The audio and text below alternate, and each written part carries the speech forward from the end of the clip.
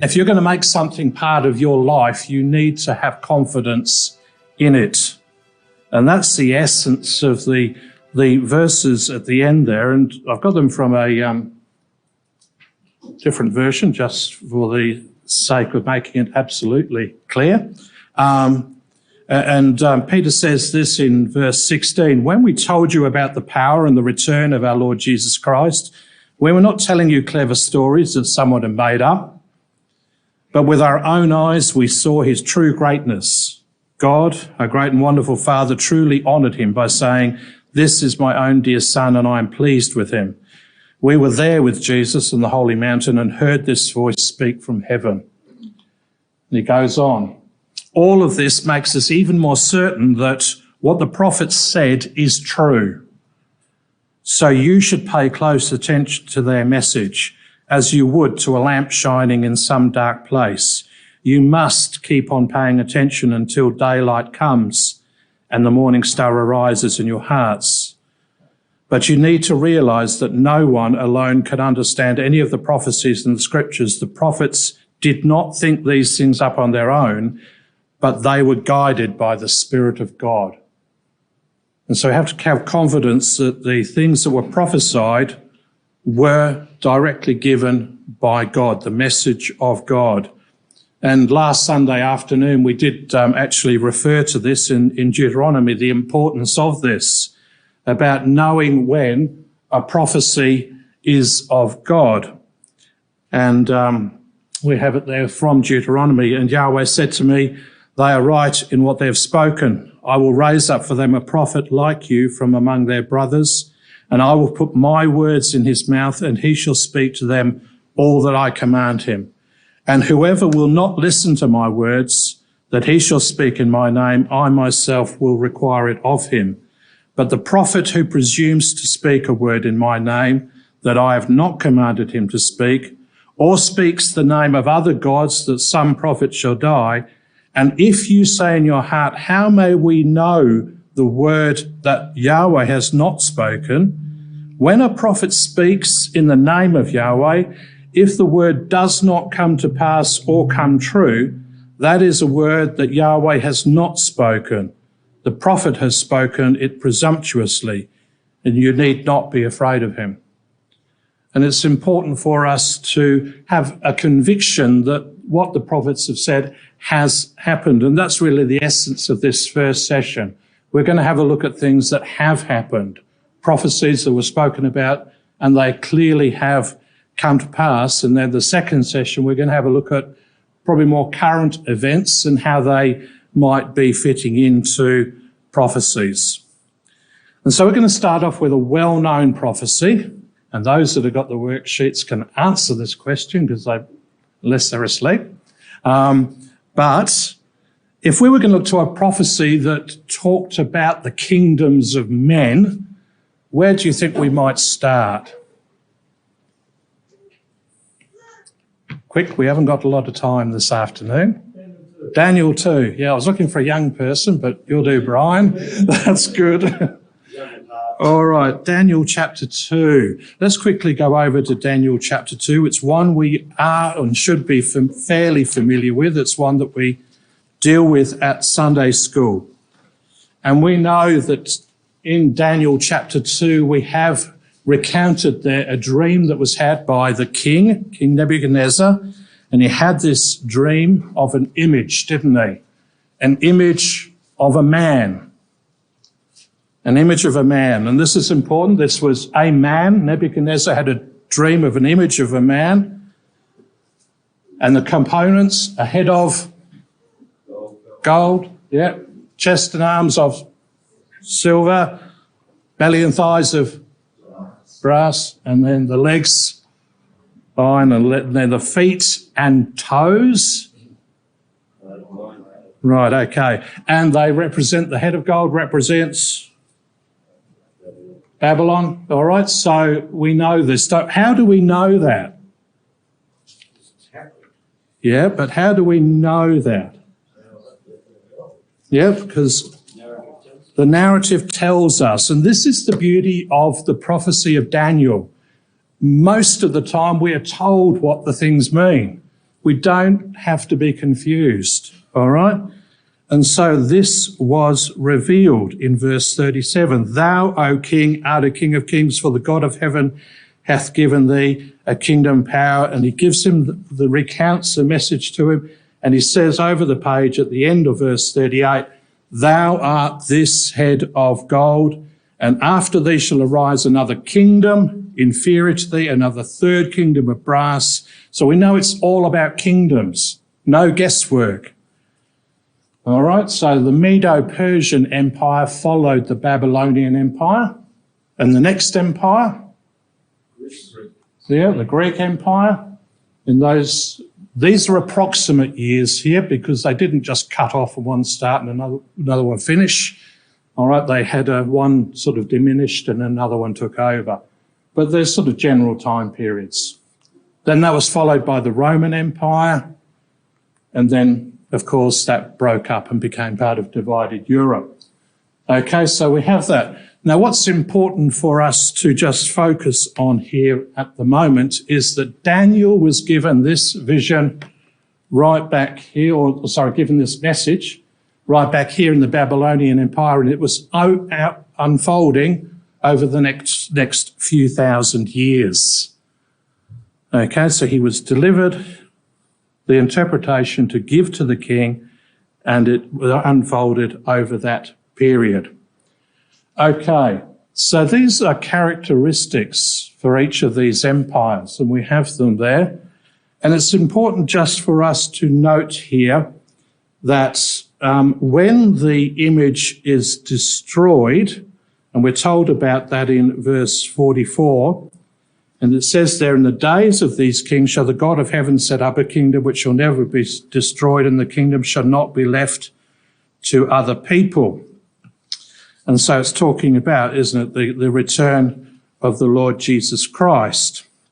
And in verse 45 it says, for as much as thou sawest that the stone was cut out of the mountain without hands, that it brake in pieces the iron, the brass, the clay, and the silver, and the gold, and the great God hath made known unto the king what shall come to pass hereafter. The dream is certain, and the interpretation thereof sure. And we note there in that verse that all of these components are destroyed together. They are all destroyed together. And that's important for us to bear in mind, and we're going to come back to that later today. All right, so just remember that. Components, it's not just as though one finishes and another one starts. They do flow through, and we will see that. Okay, where do you reckon we would want to be in that image, in that vision? The stone. That's where we want to be, isn't it? We're living in the times of the toes, but we want to be in the stone, because that represents not just the Lord Jesus Christ, but the Lord Jesus Christ and the saints. Okay? So, there we go. Daniel chapter 2. And as I said, one that we should be familiar with. But it provides us a building stone. And we're now going to go over to Daniel chapter 7.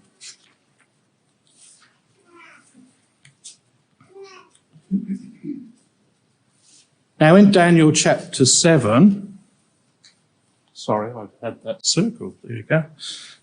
Right, Daniel chapter 7. This is a vision, and we're told here in verse 1 that Daniel had.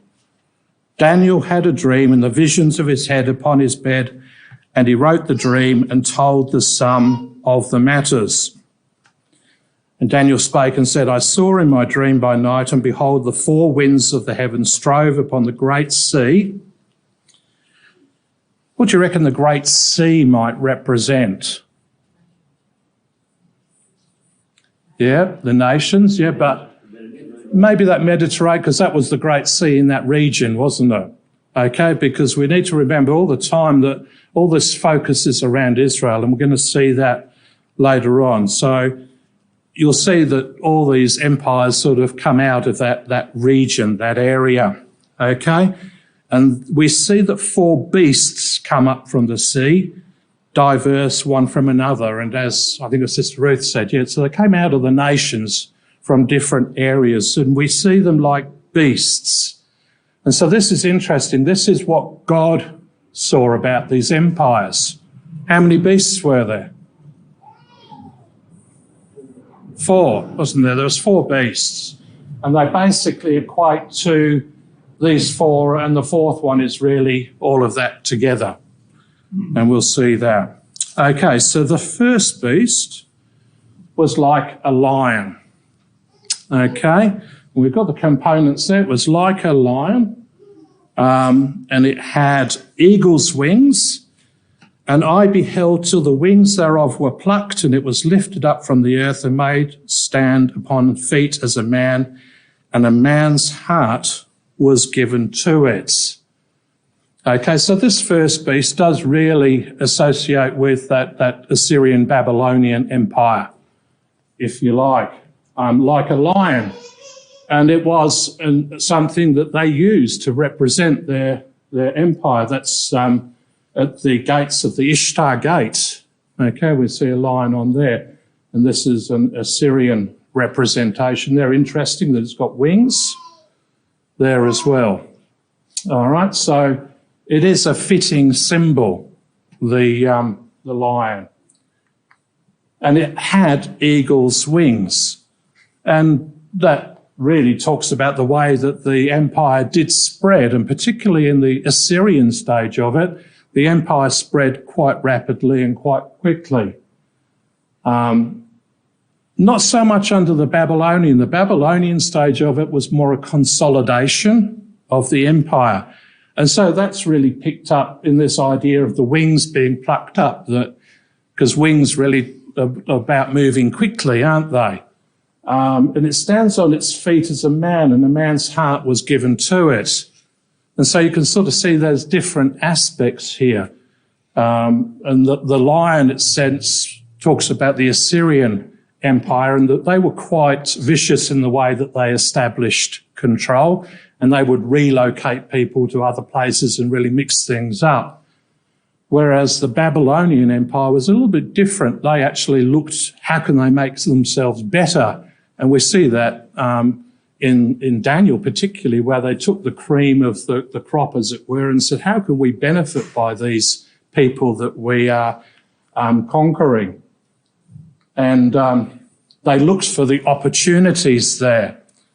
And we see this in the story of Nebuchadnezzar, because Nebuchadnezzar learnt, didn't he, in Daniel chapter 4, the same hour was the thing fulfilled upon Nebuchadnezzar. He was driven from men and did eat grass as oxen, and his body was wet with the dew of heaven, till his hairs were grown like eagle's feathers, and his nails like birds' claws. And at the end of the days, I, Nebuchadnezzar, lifted up mine eyes unto heaven, and mine understanding returned unto me, and I blessed the Most High, and I praised and honoured him that liveth for ever, whose dominion is an everlasting dominion, and his kingdom is from generation to generation. And so Nebuchadnezzar himself came to an understanding of who God was and where he fitted in the whole scheme of things. And of course, that's a quote we grab hold of, isn't it? And take hold of, that it is God that rules in the kingdoms of men. And we'll be impressed by that today. And so that's a fitting symbol, isn't it? And that's the Babylonian Empire. And so we're seeing that extra components are given to us that highlight things about these particular empires. The second example, or the second empire, is in verse 5, and it says there that the second was like to a bear. It raised itself up on one side, and it had 3 ribs in the mouth of it, and between the teeth of it. And they said thus unto it, arise and devour much flesh. And so we have a bear to start with, and doing some research on this, I was given to understand that a characteristic of the Medo-Persian Empire was the way that they went about things was with great armies. They just were like a bear. They were just overwhelmed people just by their pure weight of numbers, like a lumbering bear as such. We see there also that it's emphasised there that it was raised up on one side. And we remember that the second empire was the Medo-Persian Empire. And so it started out under Cyrus the Mede, but then later came the greater, as it were, who was Darius and so on, and the Persian Empire took over. And so first of all, it was sort of lower, and then we have following the upper side, and we're going to see that again in another example. And we're told that it had 3 ribs in the mouth of it, between the teeth of it.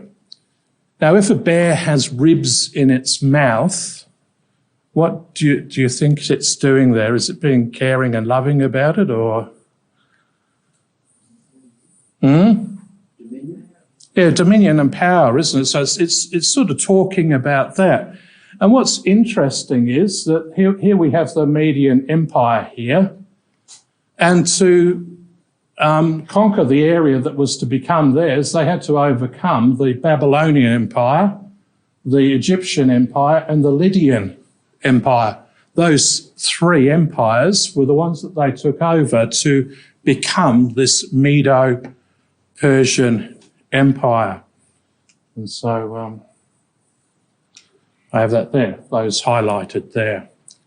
And so that's why on the sheet there you've got 3 lines to put next to the ribs there. All right? And just remember, this isn't a history lesson. We're trying to reinforce here that what the prophets have told us, that they did really happen.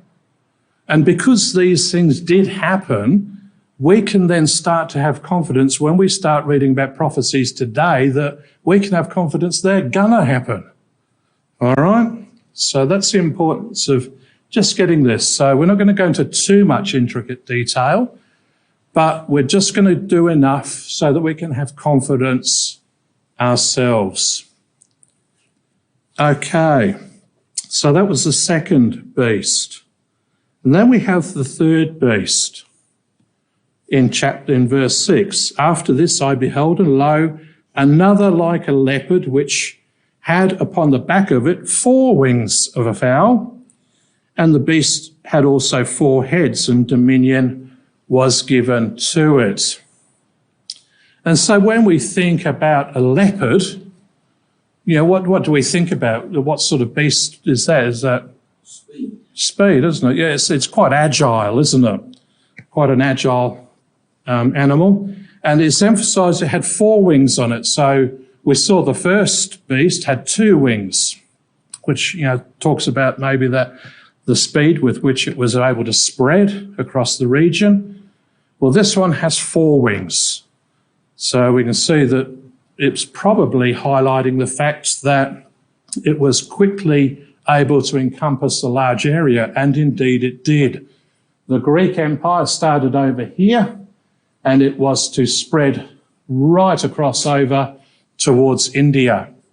Okay, and it went right down here into Egypt as well. Incredibly quickly. Of course, Alexander the Great was the great leader under which all of this area was conquered. He started out at the age of 18 with his dad over in this area where they sort of conquered because Greece wasn't a country as such as we know it today. There was a lot of individual countries which had to be brought together, and they brought them together and then they went out. And it was predominantly Alexander that did that. And he died at the age of 33, very young. And he achieved all of that as a young man. And then following Alexander, there were 4 heads and dominion was given to it. So we're told that there was 4 heads on this. And it's well known that Alexander had 4 generals and the empire was divided up amongst these 4 generals: Cassander, Antiochus, Seleucus and Ptolemy. Okay, so we can see the way that things unfolded. And this was 300 or so years after Daniel had this vision, these details. And so it shows us the way that God revealed these things to him. Later on, the Greek Empire really consolidated and the Seleucid Empire became quite the major one in the north, and the Ptolemaic Empire the one in the south. Okay, they become a focus. And in the middle, of course, we have Israel, and that's important for us, and we're going to see that in a few moments. All right? So, then we have the fourth beast. We're not really told much about this beast. It's not one, it's just a beast. And the focus on this beast really is initially about the horns, isn't it? We're told that it's a dreadful and terrible. It's strong exceedingly. We're told it had great iron teeth. Iron teeth. So we can say, oh, yeah, okay. I've heard that already, haven't I? This was the metal in the image that represented Rome. And it devoured and brake in pieces and stamped the residue with the feet of it, and it was diverse from all the others. Okay. Now, I have forgotten to tell you that Daniel had the interpretation given to him again in verse 16 here, because he was troubled by it. And the angel stood by him and told him the interpretation. Verse 17, these great beasts which are four kings which shall arrive out of the earth. Okay, so once again we understand what this message is all about. And as the angel is revealing this to Daniel in verse 19, he said, I would have you know the truth of the fourth beast, which was diverse from all the others, exceeding dreadful, whose teeth were of iron. We've already heard that. And it says its nails were of brass. Its nails were of brass. And it devoured, brake in pieces, and stamped the residue of it. And so what does brass represent? Yeah, so we've already seen that the Grecian Empire was represented by brass, wasn't it? And so we see that in this particular beast, there's still that Grecian element there. And that's important. And it's still here today. Okay. And so that's the Roman Empire. And so the Roman Empire spread right across over into Britain, and it focused right across here in northern Africa. And so it took over most of what we would know as Europe today. And we see, don't we, in verse 8 of Daniel chapter 7, that Daniel considered the horns, that they were really the thing that was unusual about this beast. And there came up among them another little horn, before whom there were 3 of the first horns plucked up by the roots. And behold, in this horn were eyes like the eyes of a man, and a mouth speaking great things. Now, when we look at horns in Scripture, they do represent rulers or dominions, okay? And we see here there's 10 dominions as such, or 10 rulers that came out of this beast. But then there's this little image that we're told here where 3 of them sort of disappeared, and there was this little horn that came out, and it had eyes like the eyes of a man and a mouth speaking great things. Okay. Now, what's interesting is in history that with the Roman Empire, as it started to, in that area, as it came to an end, there arose a man king by the name of Charlemagne, who was king of the Franks, which is, we would know probably more as around that area of Germany. Once again, countries at that time, the borders were quite different to what we would know today. Probably around that sort of Germany area initially, okay? And he was king of the Franks from the year 768, king of the Lombards from 774, and emperor of what is now known as the Carolingian Empire from 800. So he overtook those three areas. That's interesting, isn't it? Because we have a little horn that took over the area of three other horns as such, okay?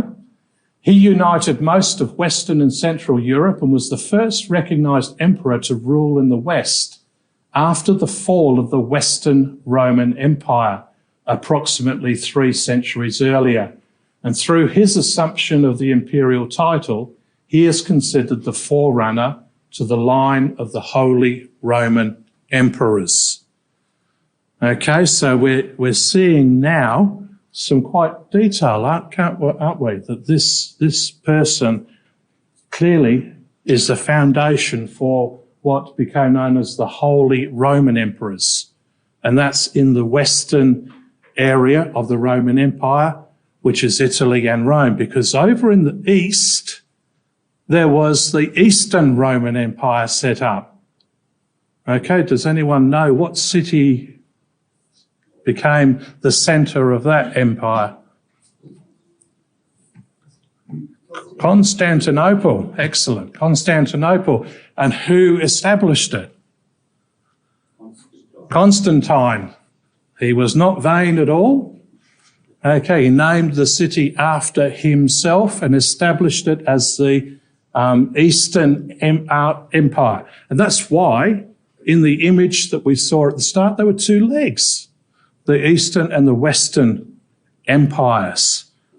Okay, and the Eastern leg really became that military strength. It became the strong part, and the Western part, it really suffered for a period until Charlemagne came along, and he really consolidated that area and re-established it as the holy centre, and it became part, as we said, of the Holy Roman Emperors. And that was the area that Charlemagne really established in that western area of Europe. Okay, so historically there's that foundation as a Holy Roman Emperor. And we remember that in this vision we were told that this horn had eyes like the eyes of a man and a mouth that spoke great things. Now, it's not great things as in we would say today, oh, that's great. Okay, it's not that sense. It's things that are forceful. Okay? And 2 Thessalonians 2, verse 3 and 4.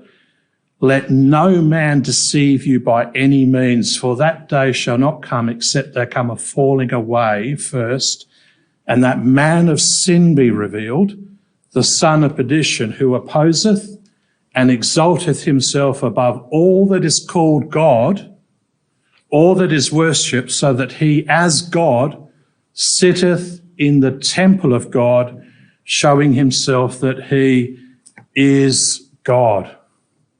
And that's the sense of the greatness that we're talking about here. Someone that thinks they're so great that they feel like they are God themselves.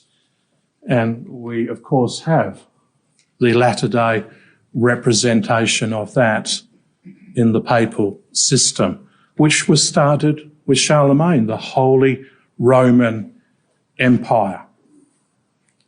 Okay? All right. Turn the page to Daniel chapter 8. Daniel chapter 8, we have a couple more animals talked about here, once again in a vision. And here we see that the vision starts off in verse 3 with a There was a ram, which was by a river and had two horns. The two horns were high, but one was higher than the other, and the higher one came up last.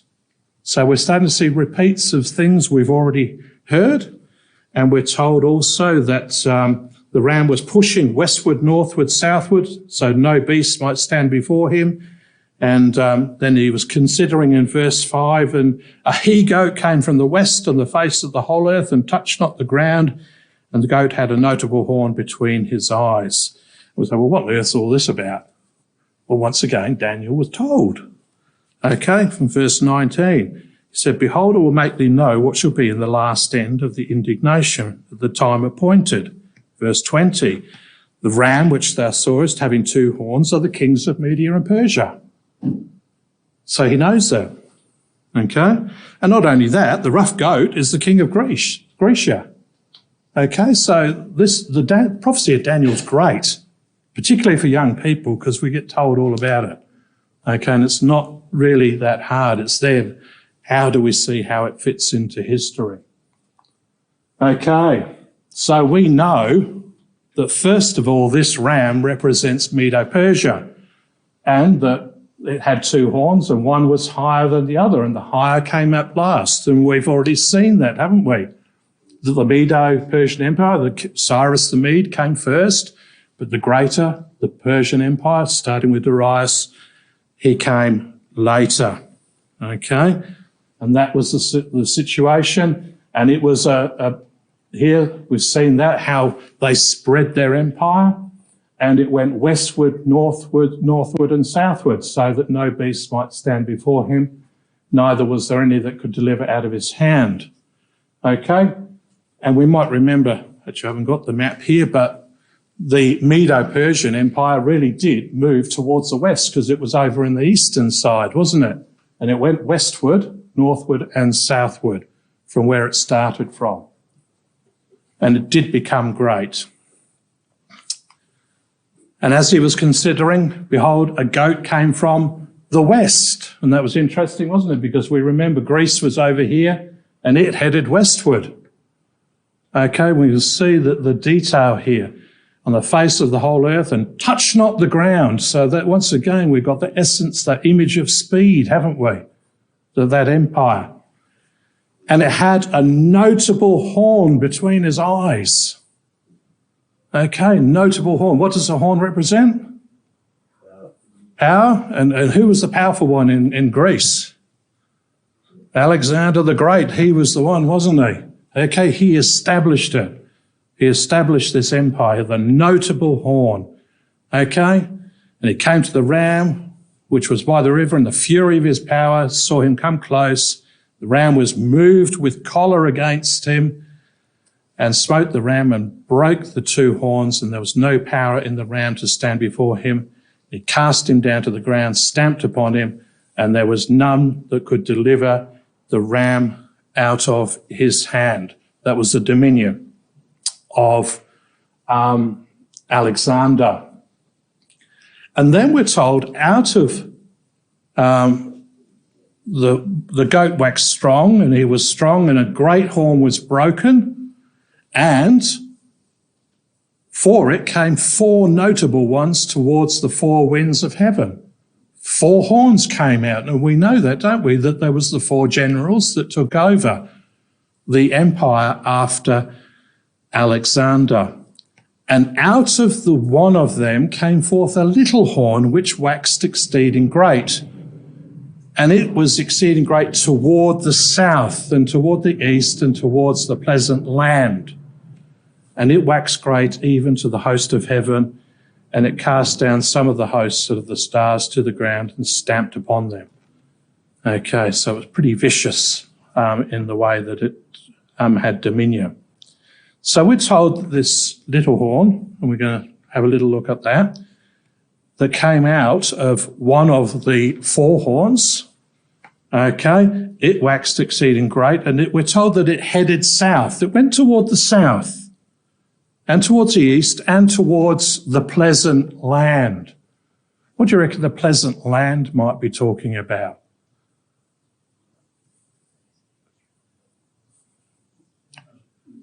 Do you reckon it might be talking about the land of God, Israel, the promised land? Do you think that's the thing we might think about as a pleasant place, that God intended as a pleasant place? It says God's eyes continually upon it, doesn't it? That's right. Okay, so we come back to this map here. The Greek, remember we're talking about the Greek Empire here at the moment? This Seleucid Empire became prominent in the north of the land, and the south was the Ptolemaic Empire. These two. Okay? Once again, Israel in the middle. And sorry for those that are online, you're probably not getting the animations, you'll get it all revealed straight away. Okay, and so we have a king in the north and we have a king in the south, because it's all in a relation to Israel. And out of them came forth a little horn. Now, in that northern empire and that southern empire, over the years, there was ongoing conflict. And we're told about that in Daniel, and it's told about it in Daniel chapter 11. And we're not going to go into all the detail of Daniel chapter 11, okay? But it's got this interaction between the king of the north and the king of the south. And we get the impression that the king of the north was quite strong, and we saw that there on the map. Now, there was a man by the name of Antiochus Epiphanes, who was, we've got there, a Greek Hellenistic king who ruled that Seleucid Empire in the north. I'm suggesting to you he is that little horn, okay? And he ruled that empire from 175 to 164 BC. And we're told in Daniel 8, verse 11, yea, he magnified himself even to the prince of the host, and by him the daily sacrifice was taken away, the place of his sanctuary was cast down. Now we're told about Antiochus Epiphanes. You can read this fairly readily. I think I might have even got this off good old Google. All right, but it was consistent with others, but wherever you get it, that's fine. Okay. So focusing here, okay, by him the daily sacrifice was taken away, the place of the sanctuary was cast down. And we're told there that he had a man by the name of Menelaus, which was a puppet high priest as such, who he restored.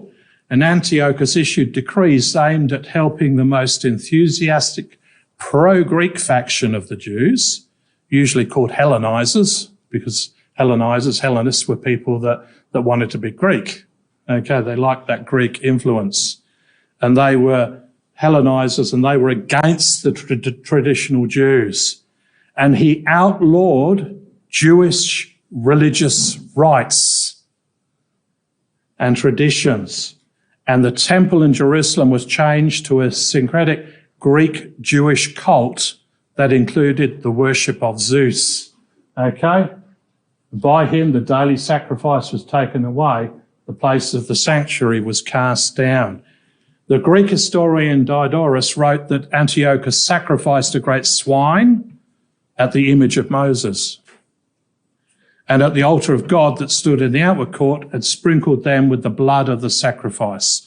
Imagine that, a swine being sacrificed in the temple of God. How would they have felt about that? He commanded likewise that the books by which they were taught and hate all other nations should be sprinkled with the broth made of the swine's flesh, and he put out the lamp called by them immortal, which burns continually in the temple. And lastly, he forced the high priest and other Jews to eat swine's flesh, which was an unclean animal, wasn't it? And so he did everything he could to undermine everything that the Jews should have valued. And so he really does fulfill that picture, doesn't he? And he happened. And he happened, some 500 years or so after Daniel received this message. Okay? And so we have the Roman Empire there. And the focus shifts to Constantinople, because Constantinople is really essentially the area or the country north of Israel, isn't it? Okay, Constantinople, Constantine chose as a strategic place. Okay, probably not clear on this map. There's a waterway through there, the Bosporus, and the Dardanelles just through there, which is, we had a talk about this recently, and I think Brother Steve did the talk. Okay, on the First World War. What happened at the Dardanelles in the First World War? Australia was there. Yeah, Gallipoli. Okay, the Anzacs. Okay, this area, extremely strategic. It is the waterway that gets into the Black Sea, okay, which is then the only way out for Russia, Ukraine, Bulgaria, to get their goods out and then to the rest of the world. Okay, extremely strategic. In the days we're talking about, it was equally important because it's where East meets West.